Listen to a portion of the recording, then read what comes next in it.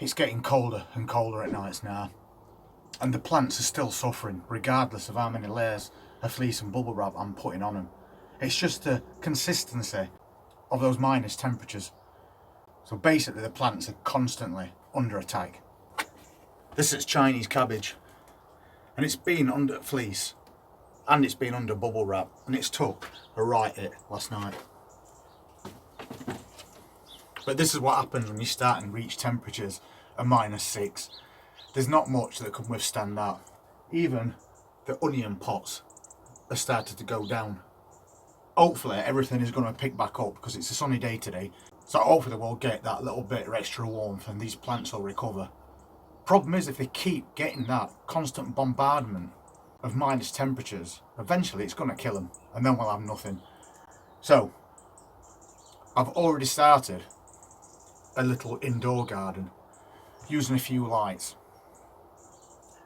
and I think with the weather being like it is, I'm going to expand on that little box that we've put and create a bigger area, and maybe move some of these more tender plants indoors, and also maybe sow some more seeds and then concentrate on that as an indoor growing area until this bad weather passes. Because when you're growing your little seedlings, when they get hit with these temperatures, this starts happening. And things like this at that size really need to be indoors, having some protection. The plants aren't mature enough to stand those kind of extremes. So what I'm going to do is I'm going to go back inside. We'll have a quick look at the things that we've already got growing indoors. We've got some microgreens that we haven't looked at since we put the seeds in there. And we actually planted those microgreens in little plastic tubs with just paper towel on bottom, no compost at all. And they are growing. So we'll pop in, we'll take a look at them and then see what else is happening with the other plants indoors. And then I'll think about how I can upgrade that area to accommodate even more plants away from this harsh weather. And then we're going to upgrade that grow area with these lights. These lights have got 4 tubes in each, and I'm going to use a couple of them. I got the lights for free. It was a refit in an hairdresser's, and these were just chucked outside. So you don't ask, you don't get. And when I asked, they said, yeah, please take them that way. We don't need them. But the good thing about these lights is each tube is 6,500 Kelvin, which is basically daylight brightness. So they're perfect for plants. So if we use a couple of these on a bigger grow area indoors, we can accommodate more plants and offer them even more light. And once again, these tubes only run at 18 watts each, so it's not going to cost a lot of money to run it. So let's pop indoors, have a look how these other plants are getting in that we've already got in there, and then think of some way to accommodate these lights in that area. We're back indoors now with this little grow area that we've created, and we've got these peppers that we're trying to overwinter. And they do get a bit of light with sun through this window, but it's not enough at the moment because the sun moves around as you go through the day. The ones we've got on the lights, like this broad bean for example, it's got more height to it obviously than the ones outside. Spring onions are looking alright.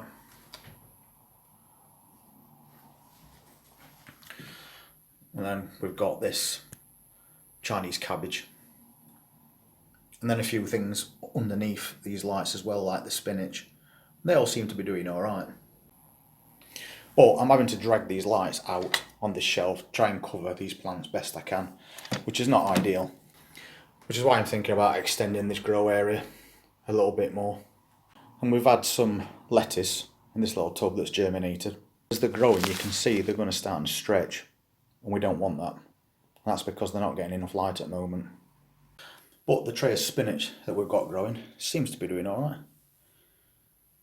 It's a bit bigger than it were when we first put it in.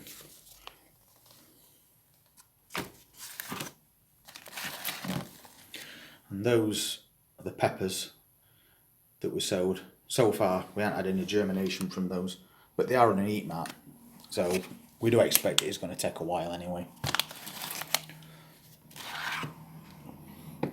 we've got a bigger tub, the spinach as well. And again, they're looking alright. And underneath here are the microgreens that we're doing. We keep them covered so they stretch, that's the whole point. And these seem to be doing okay, especially that one. And you can see that they're all yellow, and that's because they're getting no light, and it's causing these plants to stretch, which is exactly what we want them to do. And then once they've stretched to an height that we're happy with, we'll take the lid off, pop them under lights, and then they'll go completely green. And those pea shoots we're doing. And again, they're doing perfectly well. And we're standing another one on top, and it's pushing those up, as you can see. And that'll make them a lot straighter as they grow at the same time. So we've got a few bits and bobs going on in this room, but I'm still thinking upgrade it, add more light, and then maybe we can bring some of those plants in that's suffering outside until this horrible weather passes. So this is where I'm at so far. I've brought in a couple of those greenhouse stands. I've got that grow box in the centre of those, but we've still got lots more room. Plus we've now got shelves as well to put things on. And I've got a glass shelf, and this is reinforced glass as well, so really good stuff. I'm just going to put that across top.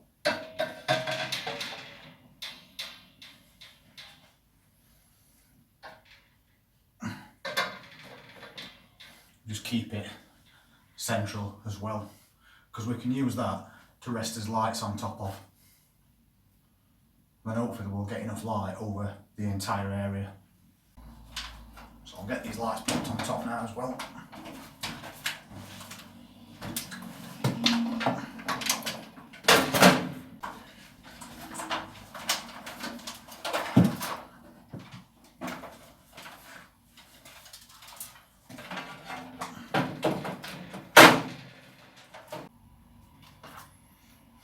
I'm starting to rearrange these plants now so they get the best amount of light.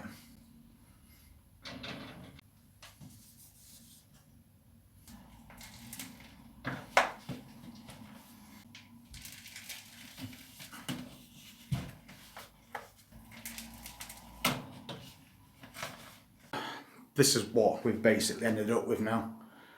We've got them lights on top, and every plant has got a good amount of light now. And we can also bridge this gap as well with one of these wire shelves.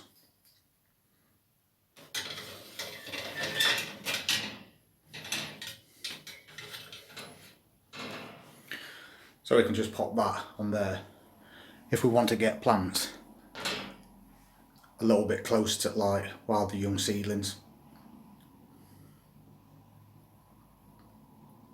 So I think that is going to work a lot better. And the great thing about it is it's in this room, which is right next to the electric meter. So we can monitor how much electric we're actually using by running these lights. And at least all those peppers are now all together. And we'll see how they get on. But for now I think I'll grab a few more bits and bobs from greenhouse and try and get as many plants growing under these lights as we can. So for today I think that'll do.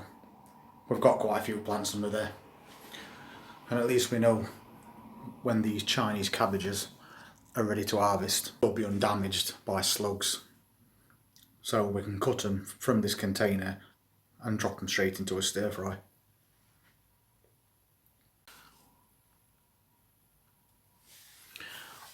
And that box at the back that we've got, the original one, that's got heat mats in it.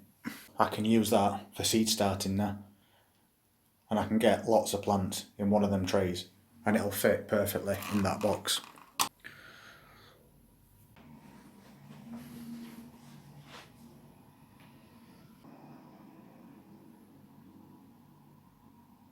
So we've got all that set up now, and we'll see how these plants get on. They definitely can't be any worse than being out there, but if we can accommodate them indoors, to any extent to help bring these plants on, we'll try it. It also gives me something to do over winter when there's not much or anything to be doing out there. But at least now we can rest easy that a lot of the plants that we're growing are going to be perfectly fine in there until the day comes when it's fit enough to put them back outside in that greenhouse. Thank you very much for watching this video. I always appreciate it.